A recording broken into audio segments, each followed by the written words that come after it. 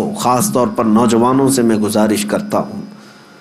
اور اگر تم نے آج سے اس بات کا خیال رکھنا شروع کیا کہ تمہاری سنگت، تمہاری صحبت کیسی ہونی چاہیے، تو پھر یہ چین جب بن جائے گی تو دیکھنا وہ جو راستہ بھٹک چکے ہیں انشاءاللہ وہ تمہیں دیکھ کر سیدھے راستے پر آ جائیں گے، وہ خود بھی آ جائیں گے. کیوں؟ لیکن ہوتا کیا ہے یہاں پر جو بگڑ گیا ہے، ہم یہ سوچتے ہیں کہ دوست ہے نا پرانا، تو اس کو اس کی غلطی کا کبھی احساس ہی نہیں ہوتا. تم اس کی دوستی میں ویسی لگے رہتے ہو، سارے دوست تو ویسی اچھے اس سے ملتے جلتے رہتے ہیں، اس کو کبھی احساس نہیں ہوتا.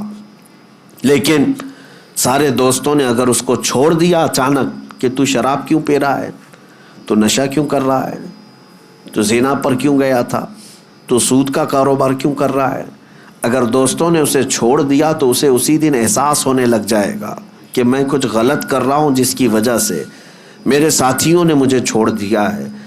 تمہارا چھوڑنا اس لیے نہیں کہ اس کو تنہا کرنا ہے، بلکہ تمہارا چھوڑنا اس کی اصلاح کے لیے ہے. اور جس دن اسے احساس ہو جائے گا وہ بدل لے گا اپنے آپ کو، بدل لے گا اپنے آپ کو. میرے عزیزوں، میں آپ کو بتاؤں،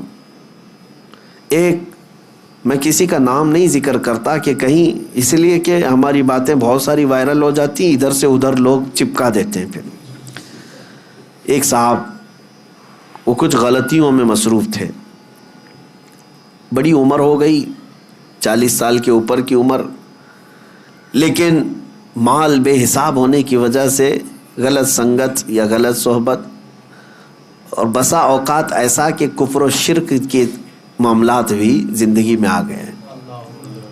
غلط کام تو کر ہی رہا تھا.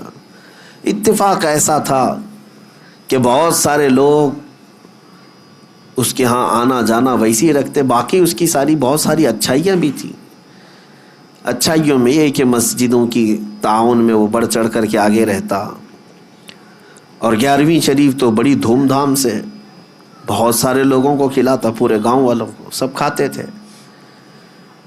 میں آپ کو بتا رہا ہوں یہ چند سالوں پہلے کی بات ہے.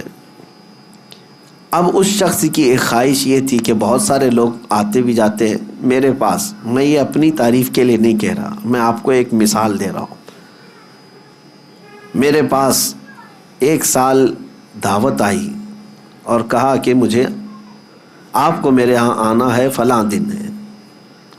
مجھے تو اس بات کا علم نہیں تھا کہ کیا کیا ہوتا ہے، میں نے قبول کر لیا. پھر وقت قریب آتے آتے مجھے بہت ساری چیزیں معلوم ہوئی، اور اتنی سخت چیزیں تھیں کہ جس کی اصلاح بہت ضروری ہے.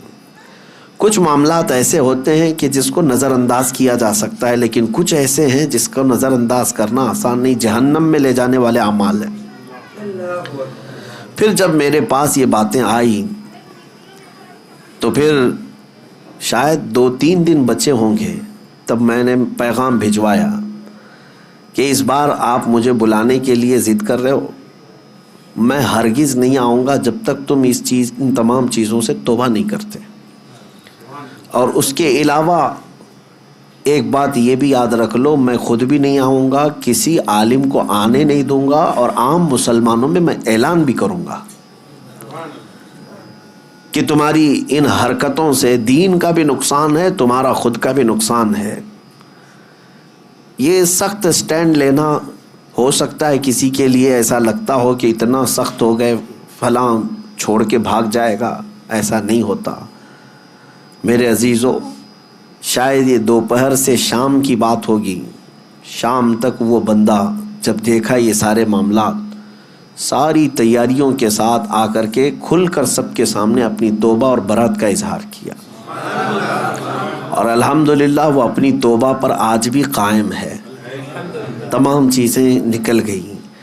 میں یہ بات اس لیے کہہ رہا ہوں کہ اگر مومنین مل کر کے کسی کی اصلاح کی کوشش کریں کہ ہم تیری صحبت میں نہیں بیٹھیں گے، اگر تو باز نہیں آیا تو پھر اس کے اصلاح کا سامان ہو سکتا ہے. ہوتا یہ ہے عام طور پر کہ لوگ چاہتے نہیں ہیں، لوگ اس کے ساتھ اٹھنا بیٹھنا ویسے ہی جاری رکھتے ہیں، اس کی برائیاں دیکھ دیکھ کر کے بھی. میرے عزیزو، یہ اس کے لیے بھی زہر ہلال ہے اور تمہارے لیے بھی. وہ خود کبھی اصلاح کی طرف نہیں آئے گا، اور اس کی برائیوں کی صحبت کی وجہ سے تمہارے اوپر بھی قیامت کے دن سخت پکڑ ہو سکتی ہے۔ ان دو چیزوں کی طرف آپ توجہ دیں۔ اب اخیر میں گفتگو کو سمیٹتے ہوئے یہ بات کہوں گا کہ ہم آج اپنے پیر و مرشد کے ہاتھ میں ہاتھ دے کر بیعت جو کرتے ہیں، یہ بھی صحبت ہی کی بات ہوتی ہے، صحبت ہی کی بات ہوتی ہے کہ ہمیں اچھوں کی صحبت ملے جو ہمیں رسول اللہ تک پہنچائے۔ اور اب دعا یہ کرتا ہوں اللہ کریم کی بارگاہ میں، جو اعلیٰ حضرت نے دعا کیا تھا، اعلیٰ حضرت نے کیا دعا کیا تھا؟ قادری کر، قادری رکھ، قادریوں میں اٹھا۔ یہ دعا بھی صحبت ہی بتاتی ہے، صحبت ہی بتاتی ہے۔ اچھا، جتنے بھی آپ کے نام کے ساتھ جو لفظ جڑ جاتے ہیں، آپ کے نام کے ساتھ نسبت، سلسلے کے نسبت کی وجہ سے جو نام جڑ جاتے ہیں، کوئی برکاتی ہے، کوئی نظامی ہے، کوئی قادری ہے، کوئی چشتی ہے، کوئی نقش بندی ہے، کوئی سہروردی ہے، اور کوئی رضوی، کوئی اشرفی، یہ نام تو نہیں ہے لیکن یہ نسبت ہے۔ اب آپ کے نام کے ساتھ اگر احمد اور برکاتی جڑ گیا تو یہ برکاتی لفظ ہی بتاتا ہے کہ اس کو صحبت ماہرہ مطہرہ سے حاصل ہے۔